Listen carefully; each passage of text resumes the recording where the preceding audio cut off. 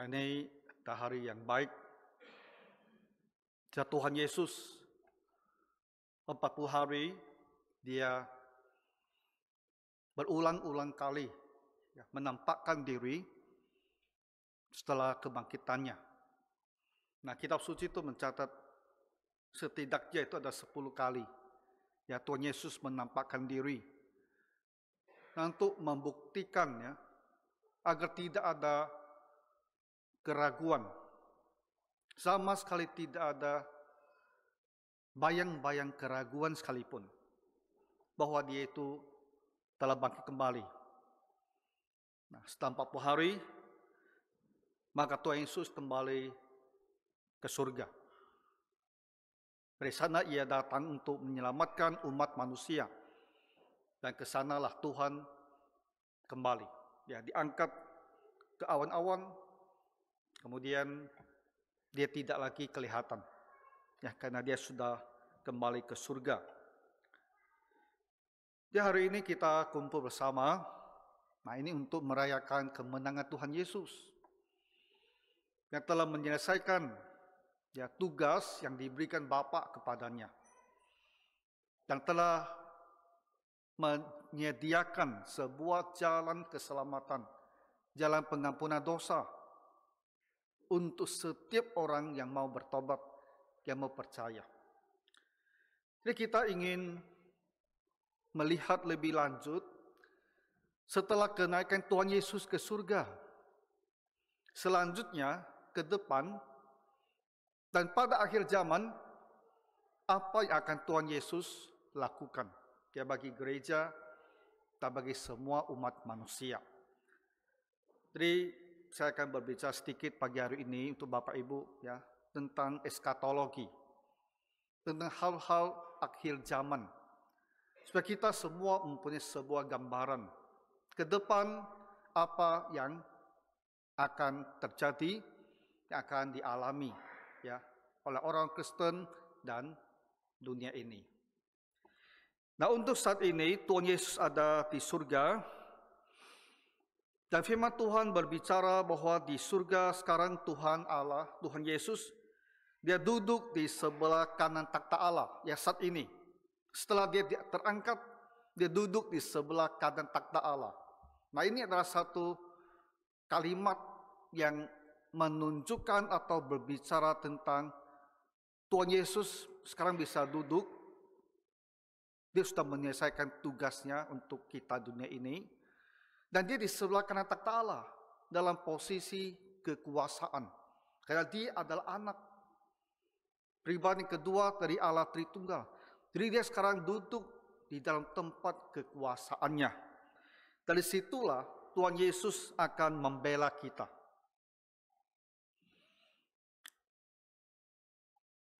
Kita membaca dari kitab Ayub, kita baca dari kitab Petrus bahwa iblis, setan, dia selalu menuduh kita. Nah, di hadapan Allah pun dia akan menuduh kita bahwa kita ini adalah orang-orang berdosa.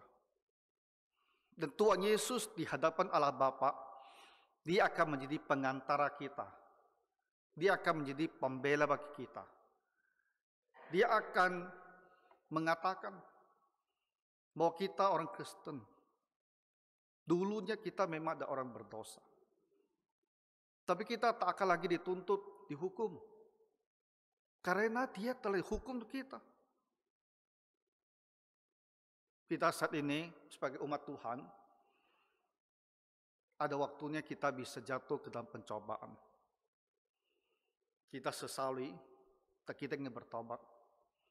Tapi setan juga bisa kembali menggunakan kesalahan kita ini untuk menuduh kita di hadapan Allah. Dan kembali Tuhan Yesus, dia akan membela kita di hadapan Allah. Tuhan Yesus telah mengasihi kita di dunia ini. Dan ketika dia di dalam surga, dia tetap mengasihi kita. Untuk kepentingan kita, Tuhan duduk di sebelah kanan takhta Allah itu untuk membela kita. Dan kemudian kita juga mengetahui dia sekarang berdoa untuk kita. Ya, kepada Allah Bapa, Tuhan Yesus berdoa untuk kita. Jadi kita orang Kristen, betapa kita ini terlindungi dan diberkati.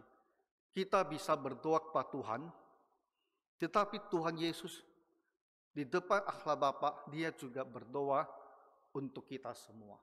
Nah, jadi sejak Tuhan kita diangkat ke surga, maka bagi umat yang dikasihinya, bagi ke-12 rasul itu, dan bagi mereka yang percaya kepada pemberitaan daripada rasul-rasul, dan sampai kepada masa kita sekarang, sudah 2000 tahun, kita yang mendengar dan percaya, kita semua dikasihi Tuhan. Kita orang Kristen adalah orang yang sangat diberkati. Karena anak Allah, sebegitunya dia itu mengasihi kita. Nah, untuk saat ini Tuhan di surga. Itulah yang Tuhan Yesus kerjakan untuk kita semua.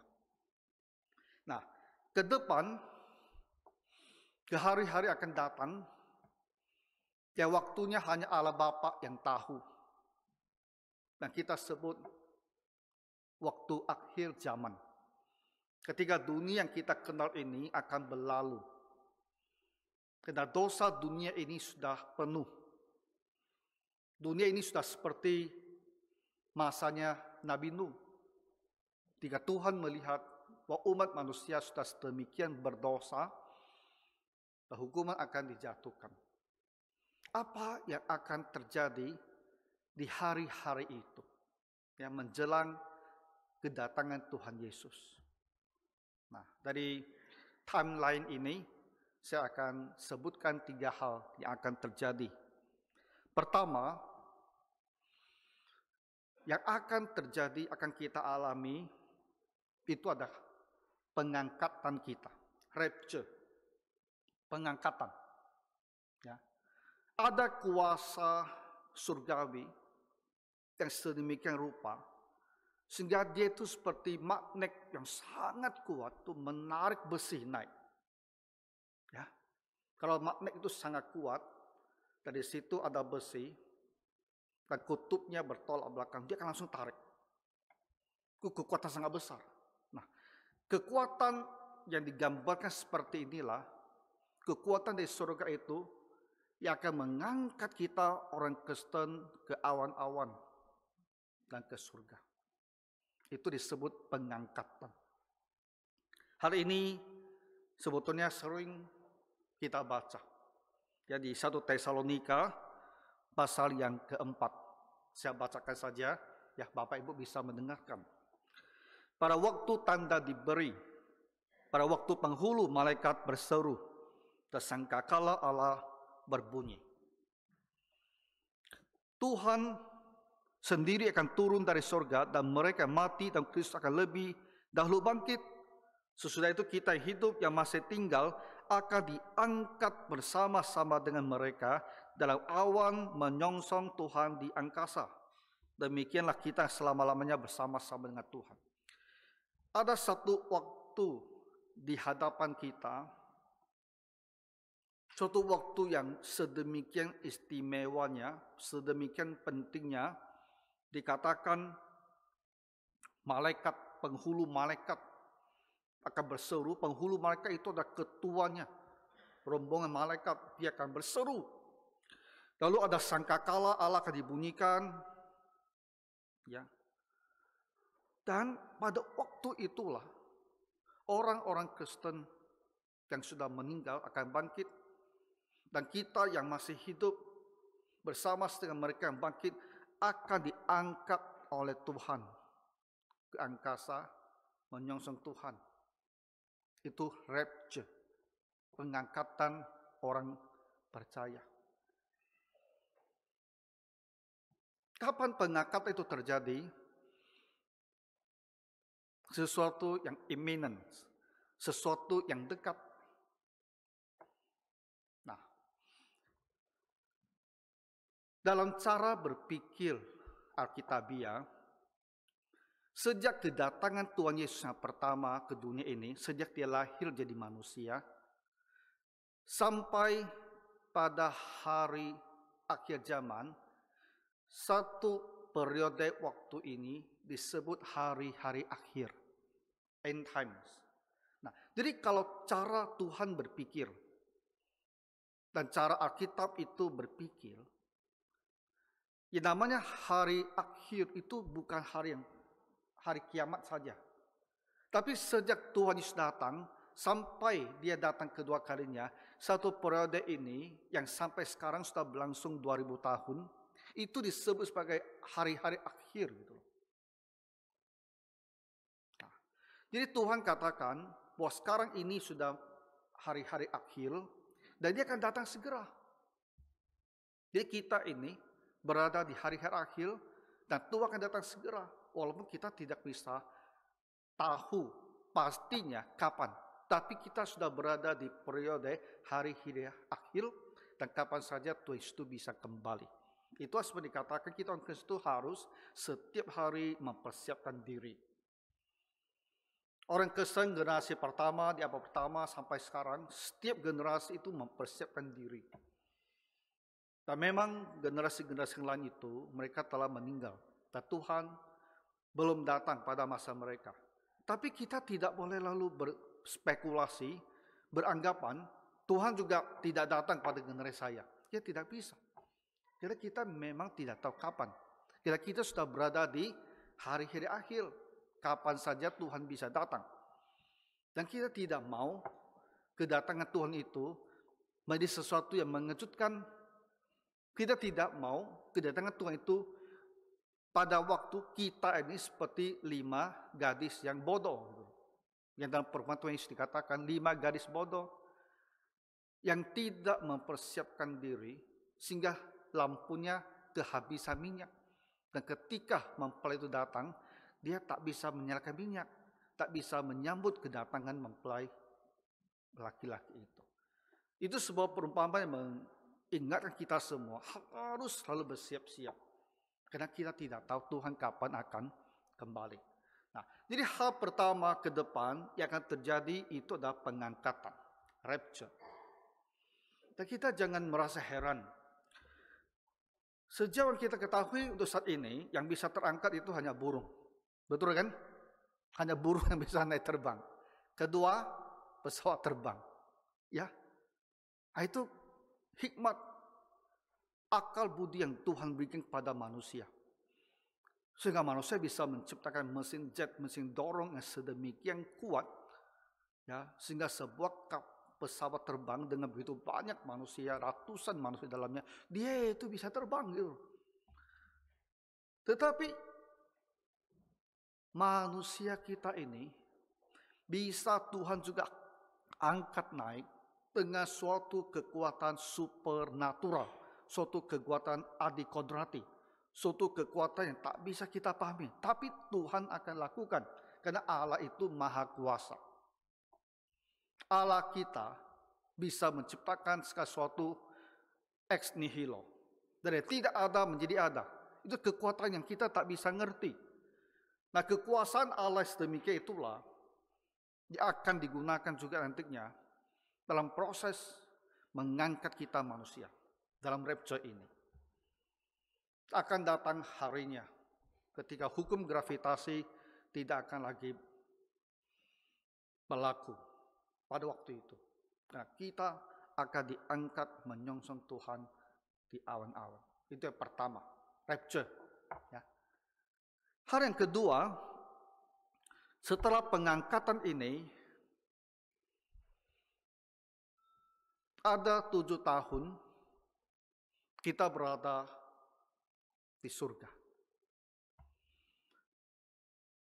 Ketika hari-hari itu datang, kita akan memasuki satu era, satu kehidupan yang berbeda dengan kita jalani pada saat ini. Seolah-olah pada waktu itu hukum alam yang kita kenal saat ini itu tidak lagi berlaku. Ya. Karena kita benar-benar sudah sampai ke ujung daripada hari-hari akhir ini. Hal-hal yang tak bisa kita jelaskan, tapi akan terjadi. Hal-hal yang ajaib itu akan terjadi. Dengan tubuh kita ini, kita akan diubahkan, dan dengan tubuh yang diubahkan itulah kita akan diangkat ke surga. Dan kita akan ada di surga selama 7 tahun. Ya, 7 tahun yang disebut-sebut di dalam kitab Daniel. Ya, 7 tahun disebut-sebut di dalam kitab kitab Wahyu. 7 tahun itu. Dan di akhir 7 tahun itulah Tuhan Yesus akan bersama-sama kita akan turun kembali ke bumi ini. Saya bacakan ayat firman Tuhannya. Di Yudas pasal yang pertama. Ya, ayat 14 dan 15. Juga tentang mereka, Henok, keturunan ketujuh dari Adam, telah bernubuat. Ini adalah nubuat dari Henok. Henok adalah manusia yang tak pernah mati. Ya, di usia 365 tahun dia diangkat ke surga. Nah, Henok ini memberikan sebuah nubuatan. Apa yang dia katakan?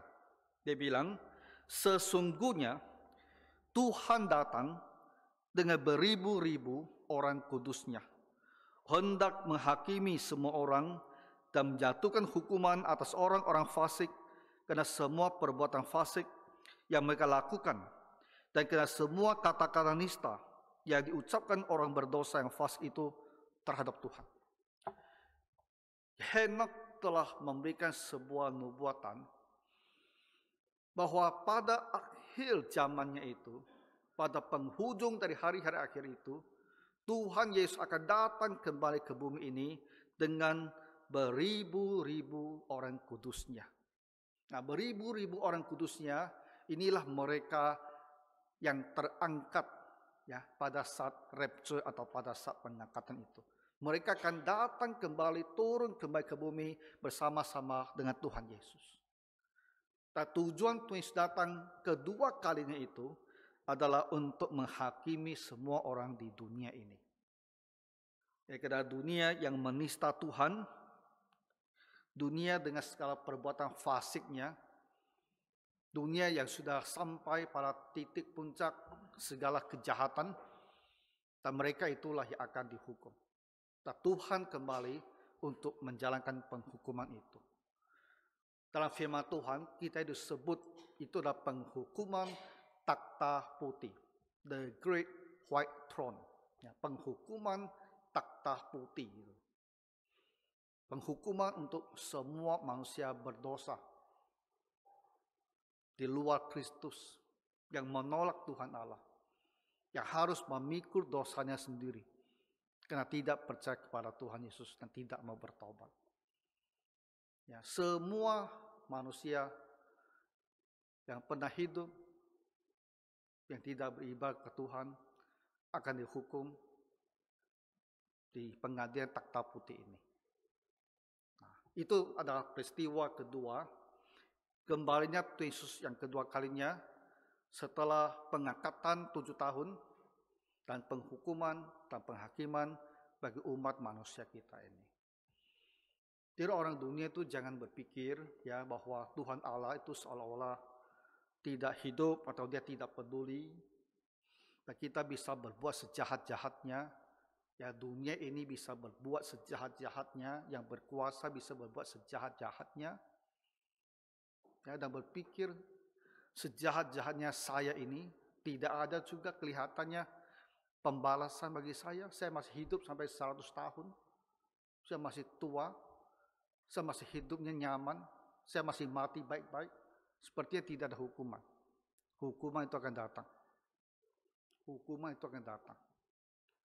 Pengadilan takhta putih, itulah hukuman bagi manusia yang berdosa.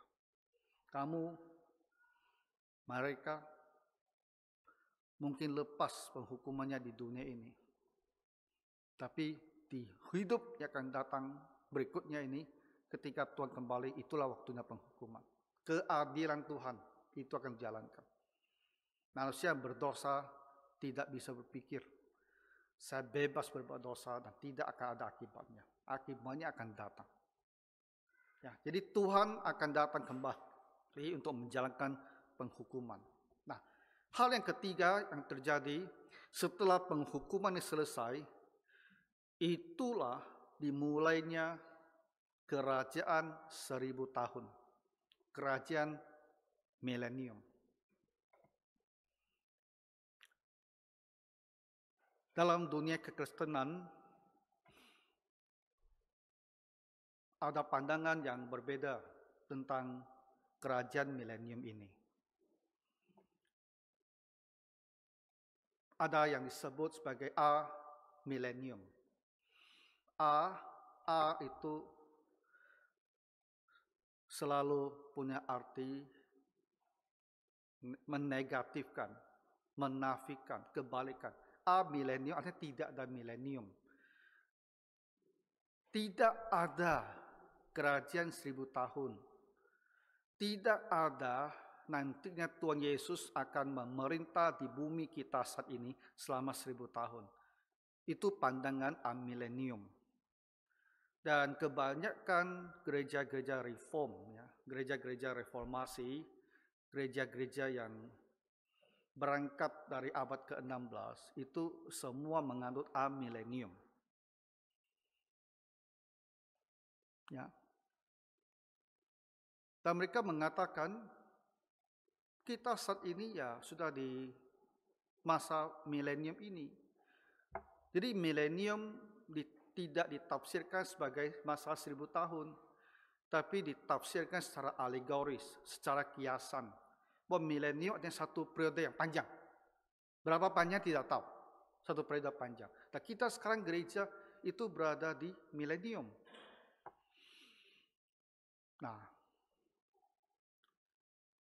kalau kita lihat dengan sangat realistis, bagaimana keadaan dunia kita ini sekarang bisa dikatakan kita berada di kerajaan milenium? Nah, tidak bisa. Karena dunia kita ini kekristenan hanya berapa persen. Agama besar itu Hindu. Ya, Hindu itu paling besar itu. Karena India itu penduduk paling banyak.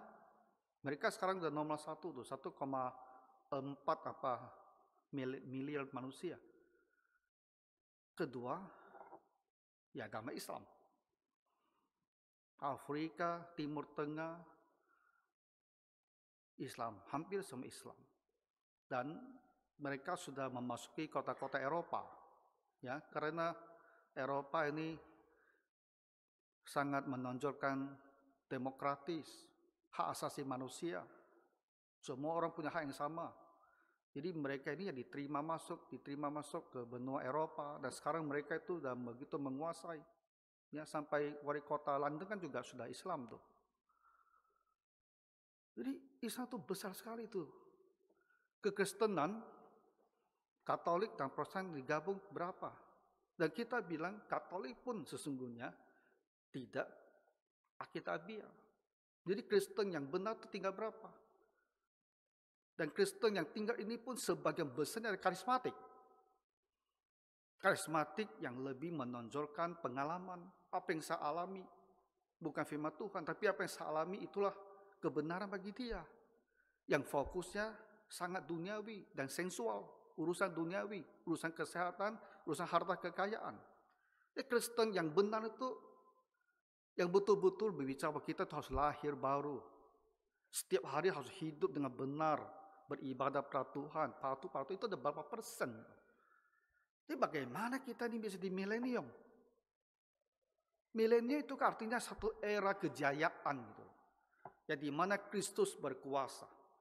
Jadi kalau dikatakan Kristus berkuasa secara kiasan di hati kita, ya, di hati kita pun di hati berapa orang pada masa kita ini. Ketika penduduk dunia hampir 7 miliar. Di hati berapa orang dari 7 miliar itu Kristus berkuasa? Sangat-sangat jarang. Jadi itu A milenium. Dan kita menolak pandangan itu. Karena realitasnya tidak seperti itu. Lalu dari satu pandangan yang namanya post milenium. Artinya apa? Post itu kan setelah atau pasca milenium. Artinya Kristus akan datang kembali setelah milenium ini. Setelah milenium, setelah masa kejayaan ini. Jadi post milenium juga menafsirkan milenium secara kiasan, satu era. Tapi dia tidak akan bilang panjang sekali seperti Amir. Satu era yang pendek. Satu era yang pendek menjelang kedatangan Tuhan Yesus. Nah, ini adalah satu pandangan yang berkembang di abad ke-19, ya. Ketika misi Eropa, misi dari Inggris, misi dari Amerika itu, misi dari Jerman begitu kencang. Ya. Begitu banyak misionaris dikirim ke berbagai daerah, berbagai dunia di abad ke-19, beda tahun 1800-an gitu. Dan mereka berpikir dengan banyaknya misionaris ini, maka dunia ini akan jadi Kristen. Jadi dunia ini nanti semua jadi Kristen. Dan semua itu akan beribadah kepada Tuhan. Nah, inilah zaman keemasannya kekristenan. Itulah mileniumnya kita. Ya, dunia akan begitu berkembang, begitu bertambah maju. Nah, abad 19 mereka sangat optimistis, gereja sangat optimistis. Kenapa? Misionaris, misi kerja kembang dari industri, itu revolusi industri terjadi itu abad 19, kencang sekali itu. Ya, penemuan kapal dengan diesel gitu. Nah, lalu pabrik-pabrik dengan kekuatan diesel itu semua berkembang, dia ekonomi kembang sekali. Jadi sangat optimistis. Dia mereka bilang kita ini akan memasuki milenium. Tapi setelah Perang Dunia Kedua selesai pandangan post milenium. Karena manusia ternyata tidak baik. Perang Dunia I, Perang Dunia II, ternyata manusia masih sebegitu buruknya. Sampai saling membunuh, perang-perangan. Jadi pasca Perang Dunia Kedua, pandangan post milenium itu redup. Gitu. Karena orang lihat kenyataan, tak ada baiknya. Di mana baiknya? Di mana baiknya? Tak ada baiknya. Dunia kita semakin jelek, semakin buruk. Tiap hari orang terancam Perang Dunia Ketiga. Di mana baiknya? Nah, jadi pandangan yang berikutnya itulah pre-millennium, pra-millennium. Kristus akan datang di awal kerajaan 1000 tahun. Kristus akan datang memerintah di dunia selama 1000 tahun. Jadi semuanya itu ada kedatangan Tuhan Yesus. Pra-millennium, kedatangannya di depan 1000 tahun. A-millennium, sekarang itu ada milenium. Post milenium ada satu era menjelang kedatangan Tuhan Yesus, itulah milenium. Nah, jadi kita gereja, walaupun kita adalah gereja reformasi, kita ini gereja reform ya. Kita ini gereja reform, gereja mengikuti ajaran John Calvin. Tapi ketika kita memasuki urusan atau doktrin eskatologi, kita pindah berbeda pandangan dengan doktrin reform. Kenapa? Karena kita di era sekarang bisa melihat hal akhir zaman itu lebih baik dari mereka yang hidup pada abad ke-16. Ya. John Calvin menafsirkan kitab suci, tapi dia tidak menafsirkan kitab wahyu. Karena di abad ke-16, bagi dia wahyu itu ada suatu hal yang sulit sekali untuk dipahami. Bagaimana memahami hal ini? Ya, mereka dibawa kerajaan Roma Katolik yang begitu berkuasa. Pemahaman bahwa kita itu bukanlah gereja. Nah, di dalam pandangan A-millennium, mereka bilang gereja adalah Israel yang baru. Kita bilang bukan. Israel adalah Israel, kita adalah kita. Abad ke-16 hal ini tak bisa terjadi. Karena Israel waktu itu tak ada. Israel waktu itu terpencar ke dunia. Tapi di abad ke-20, Israel telah menjadi satu bangsa kembali. Jadi kita bisa lihat dengan jelas. Yang namanya gereja itu ada gereja. Israel itu ada Israel. Dua entitas, dua hal ini tak bisa disatukan di satu. Itu ada berbeda. Nah, jadi para milenium mengajarkan, Tuhan Yesus akan datang kembali. Kemudian di atas muka bumi kita sekarang ini, Dia akan mendirikan kerajaannya selama 1000 tahun. Dan bagaimana kondisi kerajaan milenium ini? Nah, itulah dituliskan oleh Nabi Mika. Ya. Apa yang dikatakan Mika tadi di pasal keempat?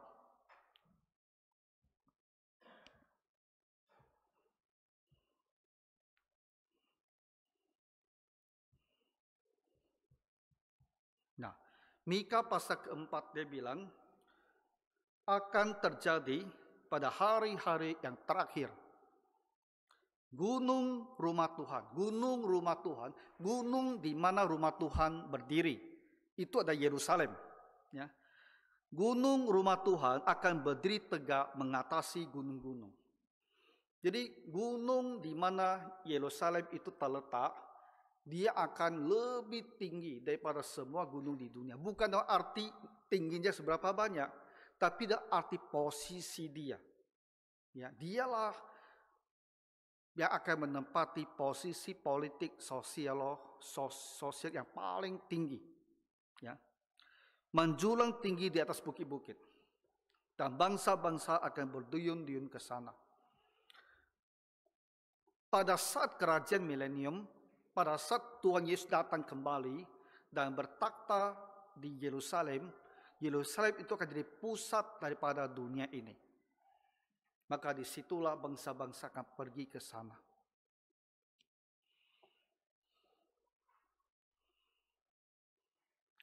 Dunia ini barangkali membenci Israel. Tetapi faktanya adalah ada banyak nubuat tentang Yerusalem ini. Faktanya adalah setelah 1948 Israel menjadi satu bangsa yang merdeka kembali. Mereka terus berkembang sedemikian pesatnya dan majunya. Dan mereka mempunyai peran yang begitu besar dalam urusan militer dan politik. Maka kita orang Indonesia pun selalu akan membaca berita tentang Israel. Tak ada kan kita baca berita tentang Uganda? Pernah kan kalian baca tentang Uganda? Kan tak pernah. Ya, tak pernah. Karena itu bukan satu bangsa yang akan punya pengaruh yang besar di dunia internasional. Tidak. Tapi Israel hari-hari kita baca. Hari-hari kita ada baca. Kalau kamu mau baca, beritanya banyak sekali. Peristiwa di situ itu akan menentukannya urusan dunia ini. Peristiwa geopolitiknya itu akan mempengaruhi urusan dunia ini. Israel, Yerusalem akan jadi pusat dunia ini. Yang orang tak suka mau menolak ya silakan. Tapi Alkitab memang berkata, Yerusalem akan jadi pusat dunia. Bangsa-bangsa akan berduyun-duyun ke sana. Banyak suku bangsa akan pergi serta berkata, mari kita naik ke gunung Tuhan, ke rumah Allah Yakub, supaya ia mengajar kita tentang jalan-jalannya, supaya kita berjalan menempuhnya, sebab dari Sion akan keluar pengajaran, firman Tuhan dari Yerusalem.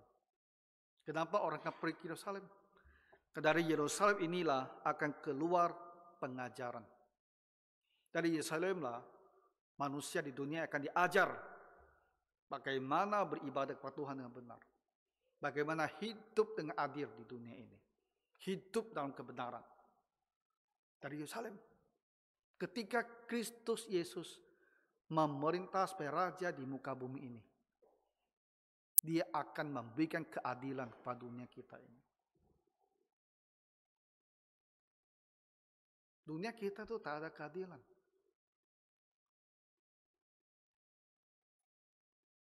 Siapa yang berkuasa, dia akan menekan yang lemah. Tak ada keadilan. Mereka itu bukan sahabat yang menjaga kepentingan orang lain. Itu bukan. Dia hanya mementingkan diri sendiri.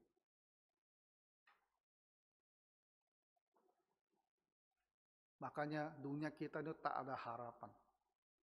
Harapan kita hanya pada Kristus. Ketika dia datang kembali ke muka bumi ini dan menjadi raja. Itulah harapan kita. Karena dia akan memerintah dalam kebenaran dan dalam keadilan.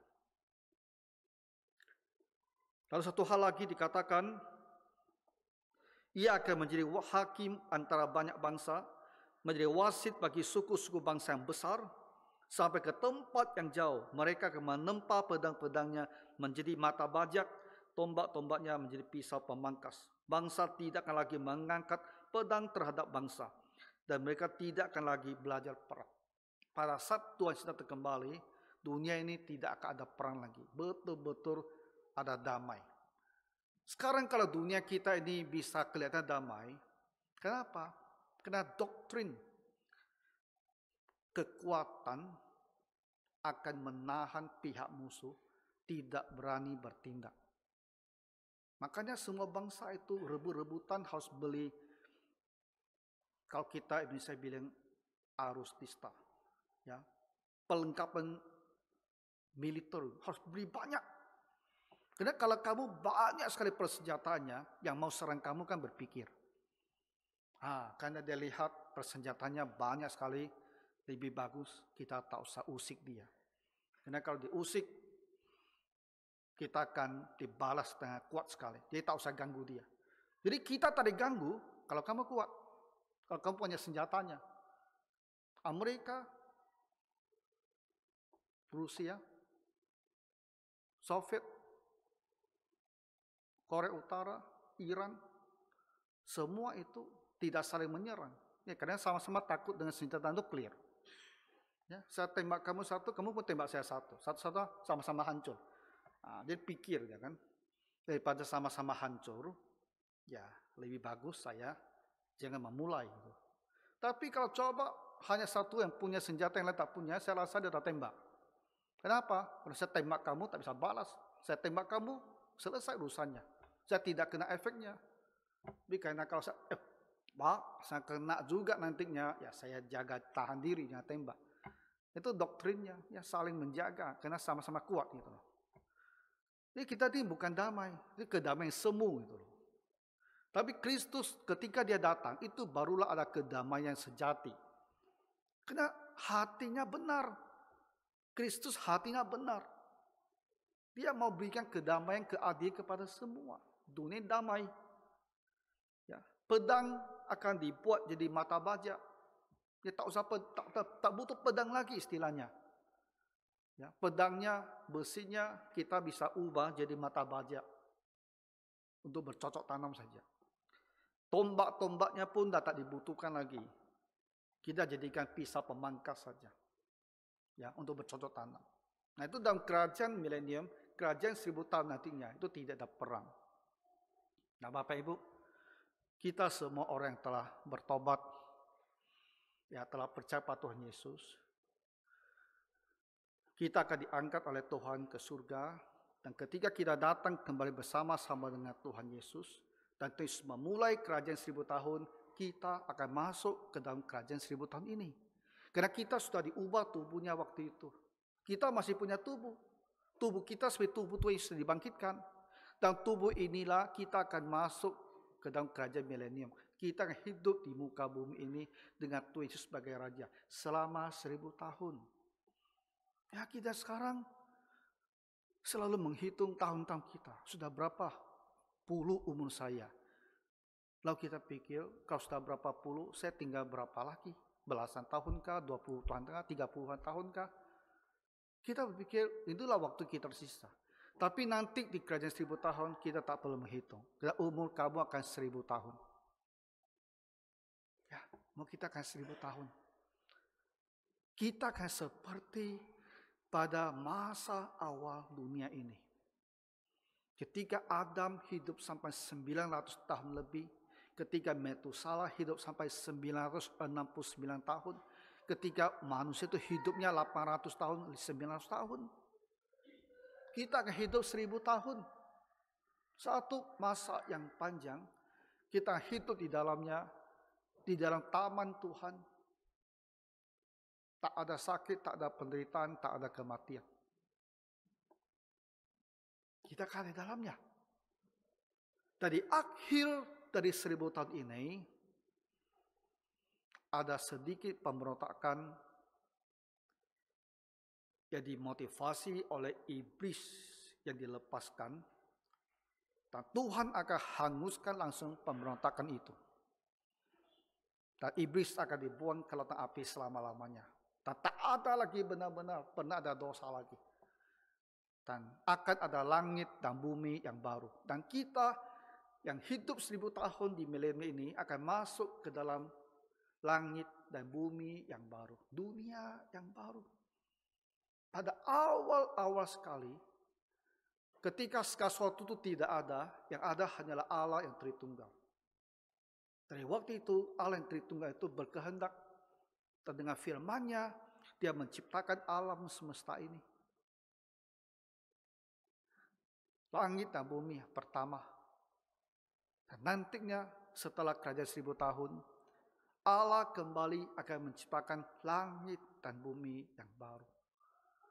Dan semua umat Tuhan akan masuk ke dalam langit dan bumi yang baru ini.